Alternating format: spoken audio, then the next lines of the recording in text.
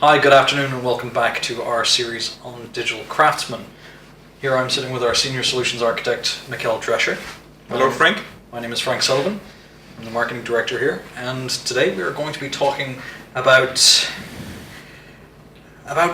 quite a complicated topic that is made unnecessarily complicated by the amount of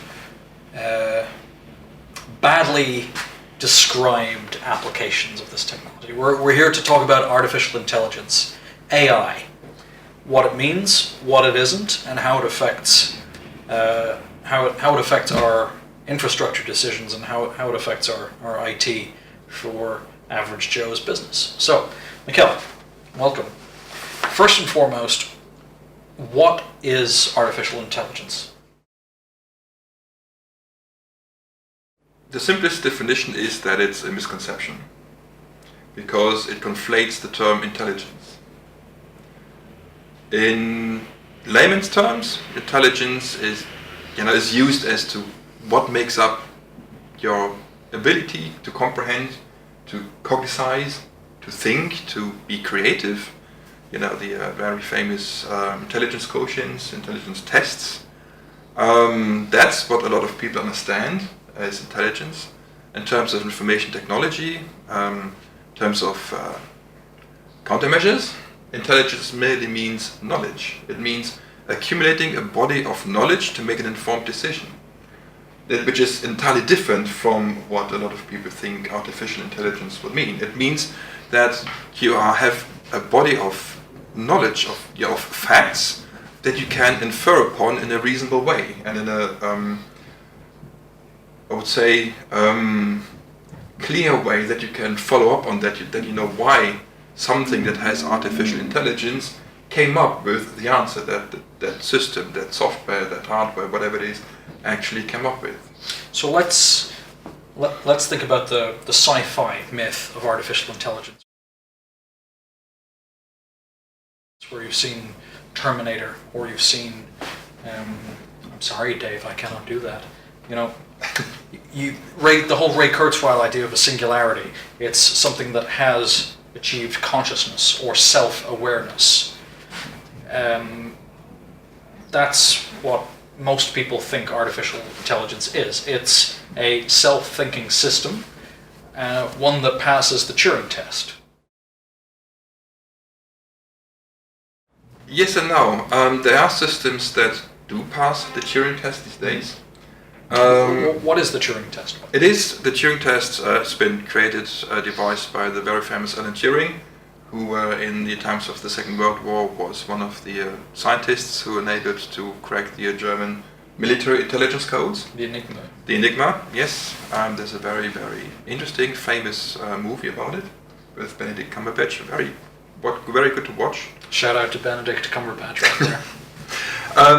But the thing here is that he thought about that a lot, and he devised a test saying that when you interact with an electronic system, when you interact with a system through remote means and you have no means of deducing whether your communications counterpart is human or electronic, and you come to the conclusion that you talk to a human at the other end, then that system has passed the Turing test. Right. That's his original test, and the Turing test, or passing the Turing test, is the holy grail in the machine learning and artificial intelligence field. Now, moving on to the next segment, I'm really glad that you mentioned machine learning. We see an abundance of new software, especially software as a service offerings on the market over the last 18 to 24 months that say powered by AI, or warning may contain AI, the way you'd see a warning label on peanuts. Yes. Powered by machine learning includes augmented learning, includes neural networks, when really it's just a faster way to scrape the internet for sales leads, or it's... Yes, it is. It's glorified number crunching. Isn't that what you told me? Yes, it is. Machine learning is a very technical term. It's boring. It's not, marketing can't do anything with a technical term. They need something that addresses emotions, and AI does. Yes. So when it's labeled AI, what they really mean is it incorporates an element of machine learning to Yes. help with data analysis at scale. What they do is adding some predictive analysis of existing data. That's the key separation between machine learning and artificial intelligence. That machine learning is doing predictions based on existing data. Yeah. Predicting a likely outcome of what should come next. A good example is if you look at Google Mail web interface or other email interfaces, Apple Mail for example. What they do is now with machine learning, even though they call it AI, is when you type your email, they suggest words for you to literally autocomplete your sentence based on how many people have done similar sentence or have written similar sentences as you started one. That's what they do.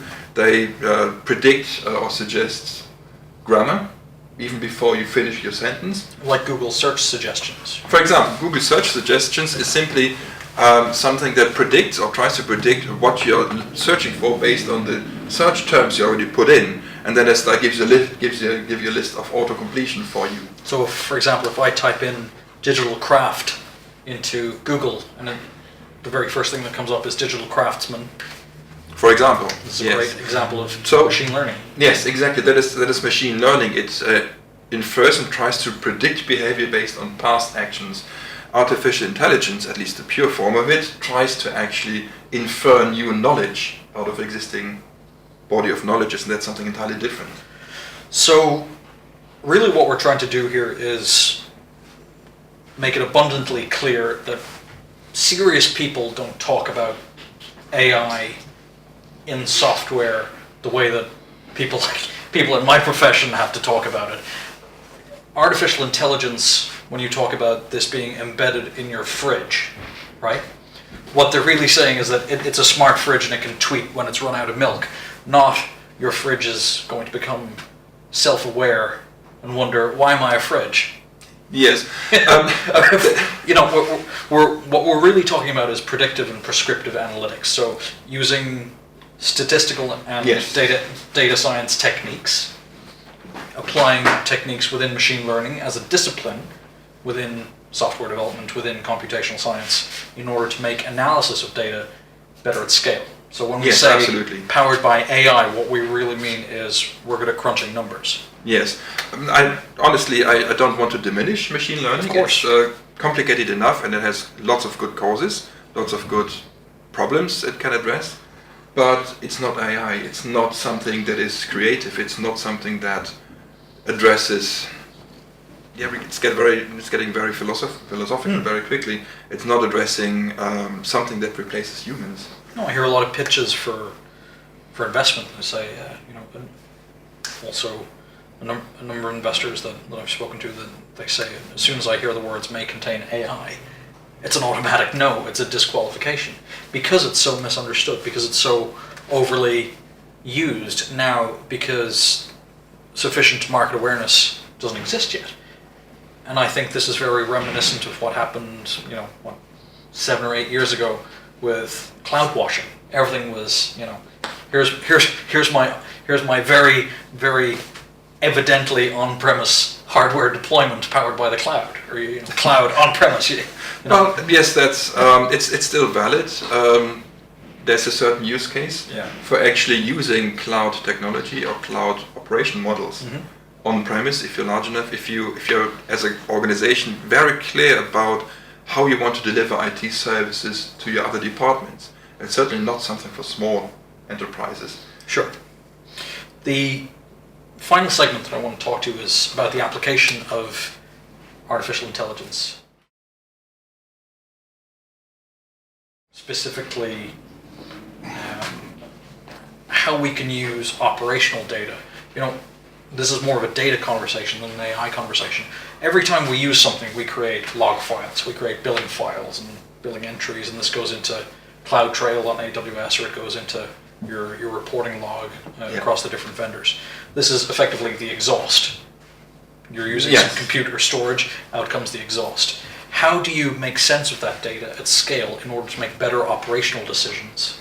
That's the first question. Can you use this data to make better deployment decisions? Can you automate that? Yes, yes, you can. At least based on the previous experience, what you typically do is what's called supervised learning. Supervised learning. Describe that for our viewers. Yes, it means that you look at a machine learning system, deploy it, and feed it with training data. Yeah, a good example of that is spam detection in email Yes. traffics, where it's a challenge to differentiate between valid emails coming to the email address and emails that are phishing emails, for example, that has an application in the cybersecurity domain, meaning when your employees are exposed to phishing emails that look very, very close to corporate email address system or email login systems, for example, of Google, Microsoft. A classic example is when you have a system to verify your account credentials, a typical scare tactic, and how does a spam detection system differentiates that from a valid email that actually asks you to do something like that. It's tough, especially if they look or sound similar. Yes. The syntax and the language processing. Yes, but what machine learning systems and in this area spam detection can do is look at the masses. It's easy in the cloud when you have an email system that runs in the cloud, where an email provider not only sees messages that run through your email domain, but many, many thousand companies as well. And then you can all of a sudden detect this very, very similar messages go indiscriminately across all their customers. And then it's very likely that that's a phishing email. Yeah, that's a way of using the exhaust data that you get to make it, determine that this is an unsolicited email. That's a dangerous email. That's how machine learning goes, by looking at the statistics, how many similar emails have been sent around, across which domains. So it's all about the metadata of the data, the exhaust that's coming out at the end, finding patterns. That's what machine learning is very good at, finding patterns in the huge amount of, in the deluge of data that you get out of the exhaust that you as a human possibly wouldn't be able to find. Finding a needle in a stack of needles. That's the thing, find the rose tinted needle in the stack of 5 million different colors. That's true. That's what machine learning is very good at. So in this episode we've debunked what AI is and given all of you cloud software marketers a rap on the knuckles for branding your stuff AI when it's not. We've talked about machine learning. We've talked about the applications of machine learning as it relates to deployment decisions, cybersecurity, for example, spam detection. And I guess closing out this video, I would have to say, is AI a threat or an opportunity? Chosen wisely, it's an opportunity. We'll elaborate on that more in our next video. Thank you very much.